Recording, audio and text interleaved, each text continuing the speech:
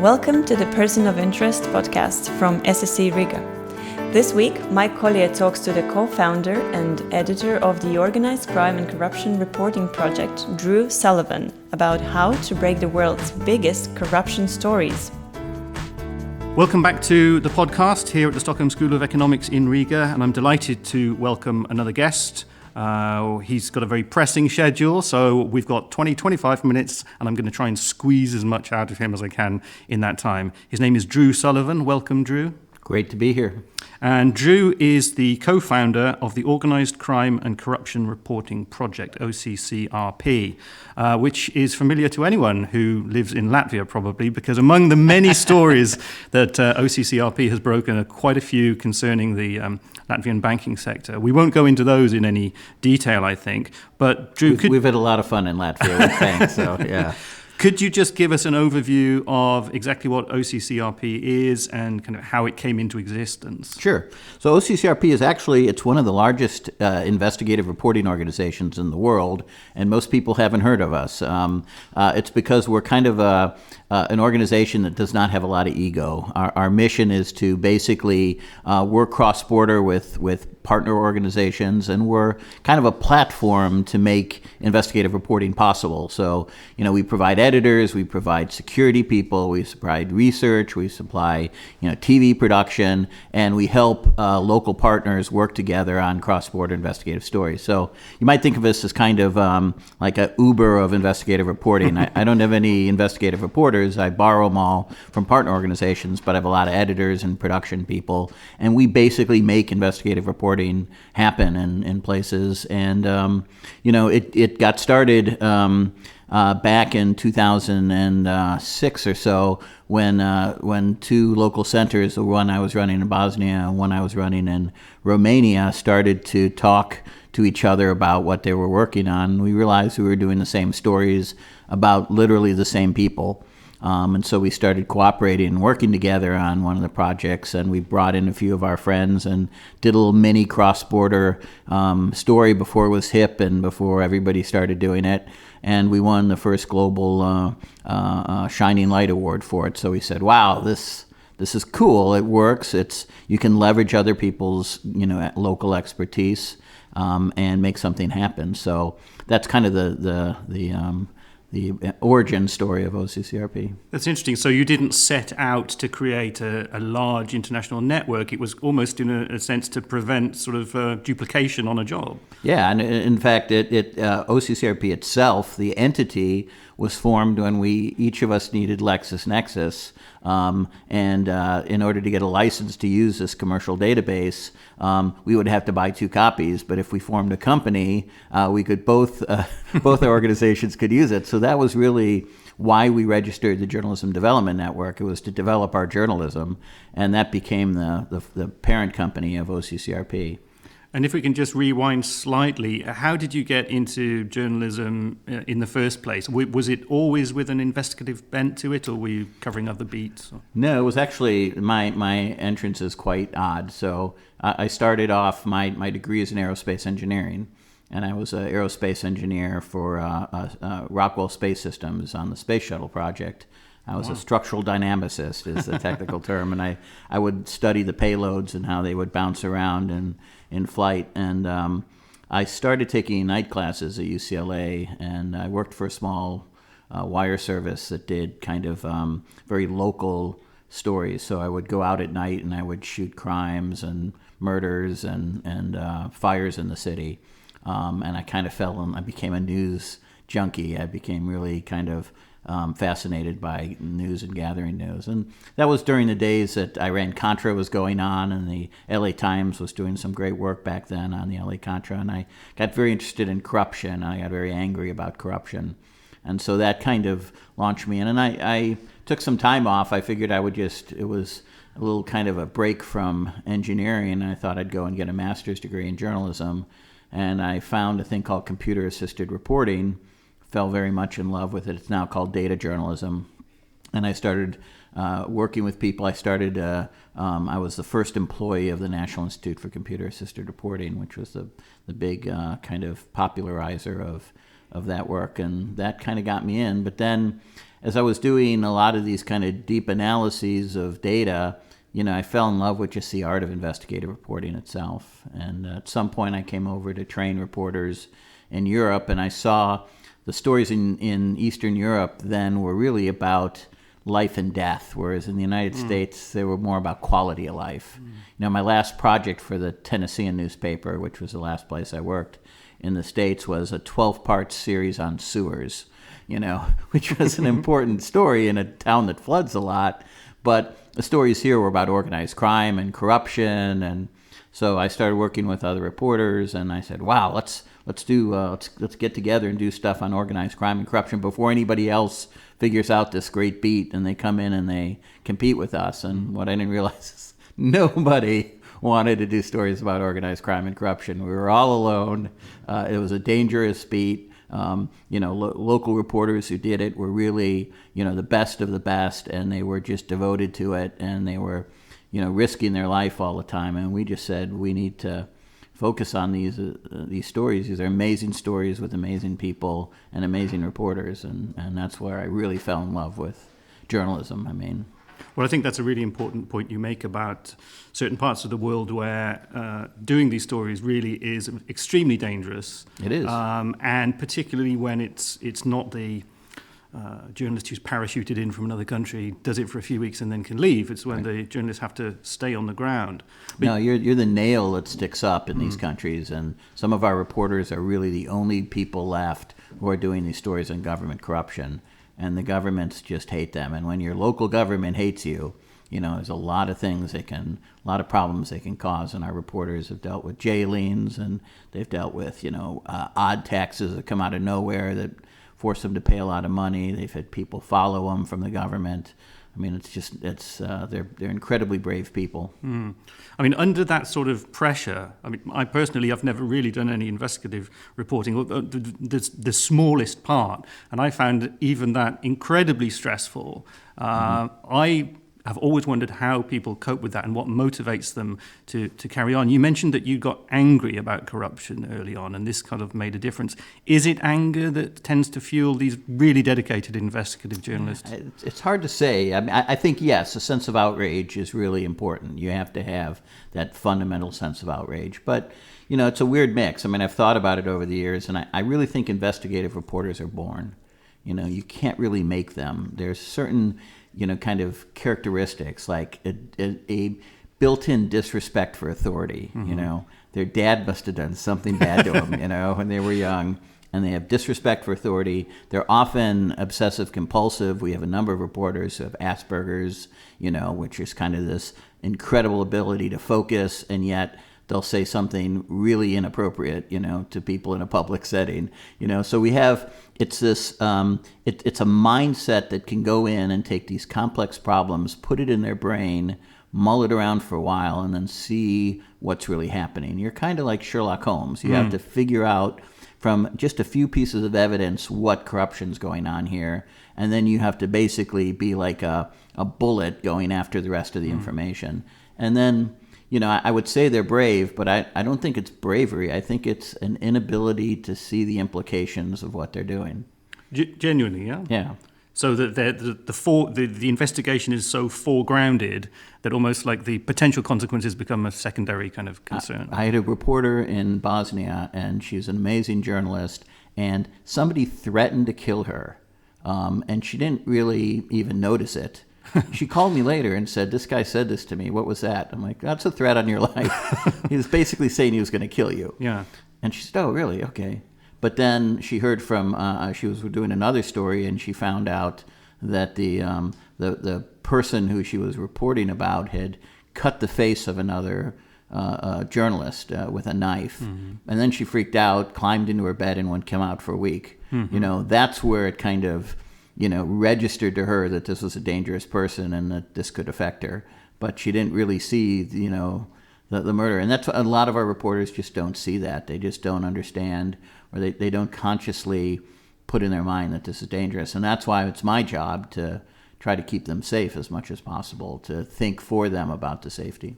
But then presumably the kind of the payoff, as it were, is there must be some sort of exhilaration when a story does come out or is seen to make a difference, perhaps. I think it's hard to explain what it is, but when you see a story go out, you feel like you've disrupted the life of somebody who has harmed so many people. It's like hitting back at the bad people who've really had no concerns whatsoever up to the point where they met you. So it's being able to kind of provide some form of justice, and that's I think what motivates a lot of people. I mean, OCCRP has been responsible for some really major exposés in recent years, the Panama Papers, the Troika laundromat. Is there anything which kind of, it's a bit of a facile question, but is there anything in common with kind of the modern form of corruption, grand corruption? Because it seems also that maybe the way in which it's pursued with these data is much more effective than maybe it was 20, 30 years ago when it was a case of kind of catching someone with a photograph or something. Right. It's old-fashioned follow-the-money journalism. I mean, that's really what it is. And follow-the-money journalism is effective because if you get the data and if you get the information, then you can clearly show that a crime has been committed. And that's why we tend to have a lot of impact with these stories. And we've been lucky, to get the kind of data. And it generally comes from tipsters and people who see what we've done with previous data, and then they come and they give us more data. And they've seen some kind of corruption, and they believe that we can make that corruption known to the world. So it's kind of it's a difficult thing to do. It takes a certain type of reporter who's interested in kind of these bland public records of company ownership and stock issuances and prospectuses, and are willing to kind of go through these things. I've read about 100 annual reports, and they go through the annual report and they look for bribery. And they find it, because they know what to look for, and that's takes a kind of a special mind and a special person, I think. A lot of these, the modern investigations seem to involve coordination with various outlets around the world. Absolutely. Which is not something we saw before either. Is that something that's difficult to manage? Not only because you have this inbuilt competitiveness between journalists, but a greatly expanded series of potential leaks or. It makes it really complex because you're dealing with a bunch of different, even in Europe, I mean, there's a lot of different journalism cultures. The English journalism culture is very different from the Swiss German, which is very different from the Bosnian or the Serbian or the Russian. And so consequently, you're doing a lot of communication just so that people understand what you're thinking. And then there's a lot of how do you take what each person has known, because you're leveraging the local knowledge. So you have a Russian reporter in, and they know Russia inside and out, and they know the names of everybody. But is that reporter really getting all the information out to all the other reporters, and are they understanding the significance of it? So it takes a lot of coordination and re-coordination and going over and over, the data, because these are complex problems to solve anyway. So we just keep working on it until we get clarity. With something like the Panama Papers, which I guess is like the highest profile thing that's come out of OCCRP so far, I mean, can you just give us an idea of the scale of the investigation? I mean, when did the initial tip come from? How many people were involved? And did it pan out the way you thought it would pan out? Right. So Panama Papers was kind of a unique situation, although it's no longer become unique. We've been longtime partners with the International Consortium of Investigative Journalists, ICIJ, in Washington. And so they invited us into the Panama projects because they had paper project, because they had a connection with Süddeutsche Zeitung, who was a company that actually got the records. And then Süddeutsche Zeitung with ICIJ built a network of organizations. And then we basically did a lot of the Eastern Europe, and we basically did all the Russia, Ukraine, and Eastern Europe work on the Panama Papers. So, it was, it's a difficult problem because in an offshore registration agent, which is what Mossack Fonseca was, the data is pieces of a larger offshore network. So they may have registered half of the network or a third of the network or maybe just one company. and then the rest of it you're not necessarily seeing. Well, some of it we had data, and we could see the connections between a couple companies, and then we could piece together potentially what happened. But most of the Mossack Fonseca data, the first run through, everybody said, oh, here's a famous person and here's a famous person, and that was the basis for it. But we're still using the Panama Papers data, and it's very important in a lot of deep investigations, including the laundromat projects that we did, because it put together some of the puzzle pieces that we were missing so we could understand where the money actually went. We've done, I think, 4 laundromat projects to date, and on every single one of those, we're still using the data. We're still using Panama and offshore leaks and the other data from other organizations, and we're kind of constantly piecing things together. And so another piece of data comes in, and boom, we add from 3 other different leaks, and boom, we've got a story, and then we can put it out. So it really is this long, laborious process of putting together things. But the good news is I think we've seen the big picture.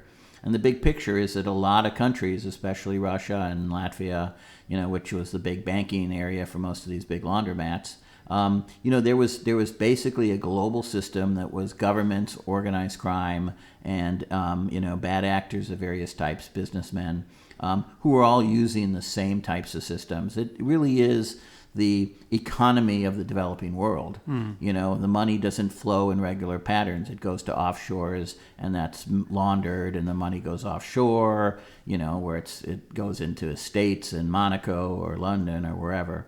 And a huge amount of money is being stolen. So we're really in the midst of the largest transfer of wealth from the developing countries to the developed countries. Since probably, colonialism, and it's really depriving these developing countries of cash, money that could be used for investment in small businesses, and it's inflating the London, real estate market. So it's not doing anybody in the world any good. This the offshoring phenomenon, I mean, do you think that it's kind of coming to the end and is going to be replaced by something else? Because it's almost as if like the whistle has been blown on offshores. A lot of jurisdictions say they're cracking down on it. Some maybe are more than others. Yeah. But if it's something which is, has by its nature to be hidden, it's kind of been rumbled, hasn't it? And we're going to be moving on to something else. It has, but you're dealing with a lot of countries. Mexico, Brazil, China, Russia. These are not transparent countries, so they're going to continue to use these types of systems, and it's just too useful to people. I mean, the problem is it's too useful to criminals. And it's been set up, this whole offshore industry has been set up by what I call the criminal services industry. Mm-hmm. That's the banks and law firms, and and it's convenient for them. Everybody's making money off of this, and a lot of these people are very powerful. I mean, Donald Trump is, he was criminal services. He built high-end apartments for organized crime, to buy in New York. And he used unclear systems. He used New York limited liability companies, which are not publicly available, to do that. So he was part of the system. President Anastasiades in Cyprus, he registered, offshore companies and hid the wealth of, Russians who were moving billions through Cyprus. I mean, it's all over the world. These people have moved up into high-level positions because they've made a lot of money. The offshore industry is controlling a lot of countries. And that's the real problem here, is this is not going away because there's too many vested interests. So I think, we're in for this for decades, and there'll be a fight. Individual countries will try to, make all of this, a UBO information, ultimate beneficial owner, available. But even then, it'll only be available often to law enforcement and not to journalists. So we don't know. And if someone checks. Yeah, so. Right. And we find that law enforcement doesn't check a lot, because they need to have some reason to check. We don't. We can just go after somebody because they're rich and powerful. Well, the investigations you do, which are obviously extremely time-consuming, quite complex, require a lot of investment on all sorts of levels. I mean, what is your funding model? How are you able to exist, particularly when you're sort of rattling the chain of many powerful and rich people? I'm assuming you must be in the courts a lot. We are. We're sued a lot. We beg. And we've been lucky so far because we have a mix of kind of large institutional donors, people like Open Society and Luminate and others who've supported us, Google, but also governments and Danish government, Swedish government, UK government, the American government. So we do provide a lot of kind of anti-corruption work for these governments. We've returned $6.5 billion to governments in seizures and fines and other things against the people we've written about. That's a 57,000% return on the investment that has been made by governments. So, if you want to raise money, just fund us, and we just generate money out of the work that we do.